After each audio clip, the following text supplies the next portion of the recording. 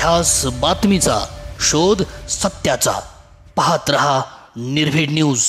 अल्पवयीन युवतीशी लग्न करून जबरदस्तीने तिच्याशी शारीरिक संबंध प्रस्थापित केले। यानंतर तिला 1.5 वर्षाचा मुलगा असून ती दुसऱ्यांदा 14 आठवड्यांची गरोदर राहिल्यानंतर हा प्रकार उघडकीस आला आहे।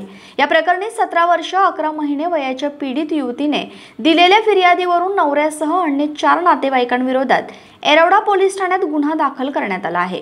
या प्रकरणी पोलिसांनी दिलेल्या माहितीनुसार पीडित तरुणी सध्या 17 वर्ष 11 महिन्यांची आहे। तिचे हिरामण गवळीवाडा एरवडा येथील 33 वर्षीय तरुणासोबत लग्न लावण्यात आले। यानंतर आरोपी पती रुपेश कांबळे याला संबंधित युवती ही अल्पवयीन असल्याची माहिती असताना देखील त्याने जबरदस्तीने युवतीशी शारीरिक संबंध प्रस्थापित केले। यातून तिला एक 1.5 वर्षाचा मुलगा देखील आहे। यानंतर संबंधित युवती पुन्हा 14 आठवड्यांची गर्भवती राहिल्याने हा प्रकार उघडकीस आला।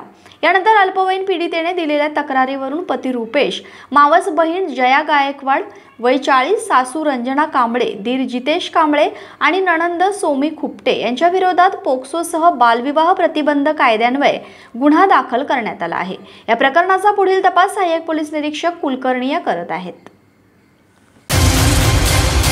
ध्यास बातमीचा, शोध सत्याचा। पाहत रहा निर्भीड न्यूज।